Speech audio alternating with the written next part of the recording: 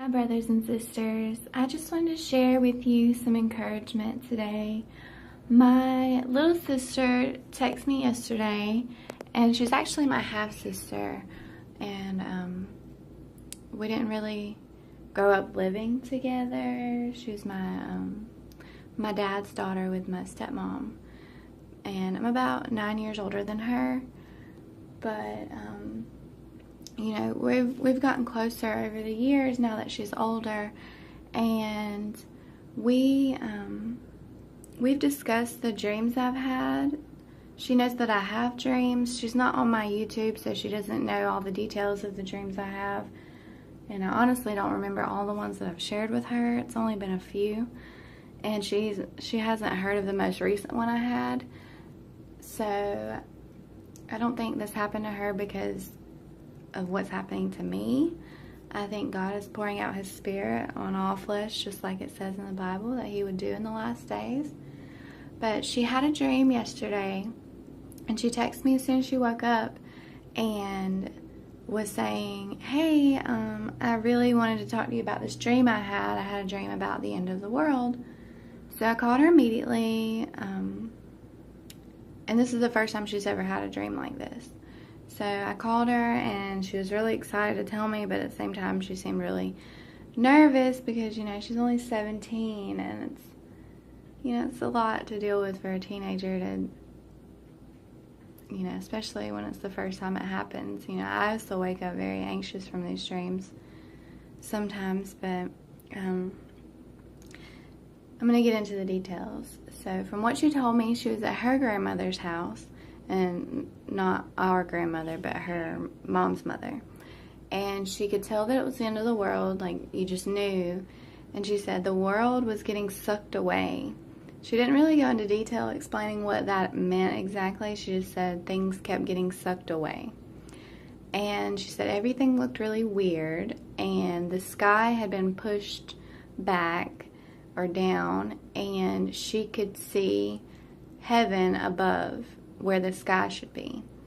And she said it was like a golden city, and she could see a huge gate and people lined up at the gate waiting to get in. And she said that there was a Bible verse written in the sky, and it was John 13 verse 7. And Jesus answered and said unto him, What I do thou knowest not now, but thou shalt know hereafter. And she said after that she woke up. So I thought I would share that with you guys. It wasn't exactly a rapture dream, but I still thought it was definitely worth sharing. And just please pray. And I'm fasting today. I'm going to try to fast today because I feel like today and this whole weekend there's so much going on that we really need to be staying close to the Lord.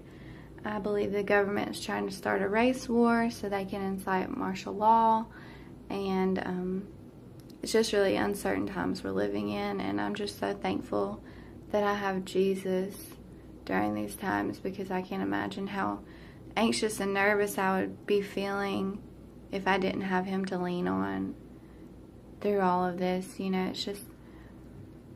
it's scary to think of what is going to happen in the future, and if we do have to wait much longer, the kind of lives our children are going to lead and the things that the kind of life that they're going to have, I just can't imagine. It's not even the same as when I was a kid, and I'm only 26 years old, and things have changed so drastically just since I was a kid. And I just pray that everyone will come to know Jesus, because I just feel like we are living in the very last moments of the last days. And I love you all, and I don't want anyone to end up in hell. I know that I've said this repeatedly, but I mean it. I don't want that for anyone. I want all of God's children, all of God's creation to make it to heaven. We all have the same opportunity. It's all really our choice. And it's such a blessing, and you know, we have to be thankful for what Jesus did for us. We really do. And I prayed about this, and I, opened my Bible for confirmation. And, the Bible verse she had in the dream was John 13, verse 7, if you want to look up that chapter and read it. And what I opened to was Isaiah chapter 2 for confirmation. So I'm going to read that now. Let me find it real quick.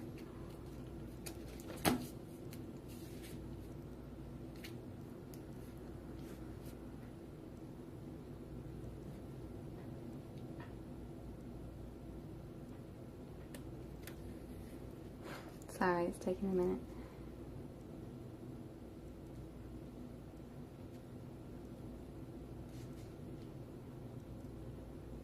I put all these new tabs on my Bible, and it's actually making it harder for me to find stuff faster. I thought it would be easier, but apparently not. Anyway, okay. So I opened, and it was like, I opened the second half of Isaiah 1, 2, and the beginning of 3, if you want to read that. But I'm just going to read a little bit here. It shall come to pass in the last days that the mountain of the Lord's house shall be established in the top of the mountains, and shall be exalted above the hills, and all nations shall flow unto it. And many people shall go and say, Come ye, and let us go up to the mountain of the Lord, to the house of God, to the house of the God of Jacob, and he will teach us his ways, and we will walk in his paths.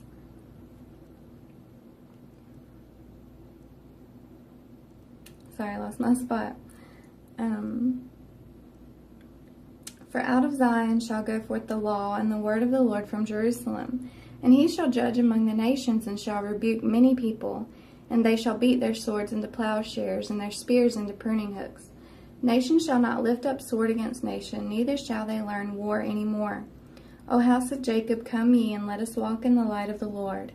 Therefore thou hast forsaken thy people of the house of Jacob, because they be replenished from the east, and are soothsayers like the Philistines. And they please themselves in the children of strangers. Their land also is full of silver and gold, neither is there any end of their treasures.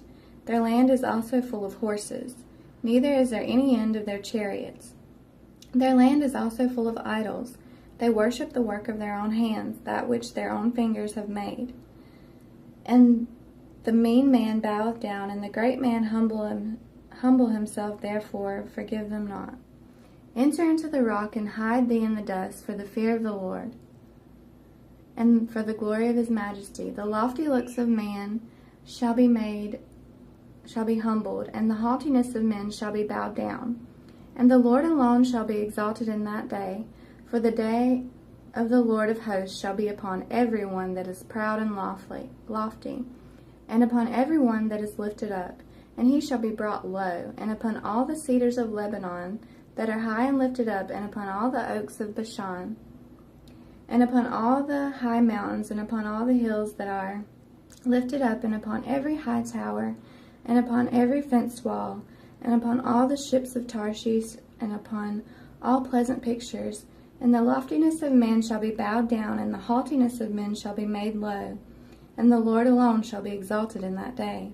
And the idols he shall utterly abolish, and they shall go into the holes of the rocks, and into the caves of the earth. Alright, I'm about out of time, but if you want to read that, it's Isaiah chapter 2.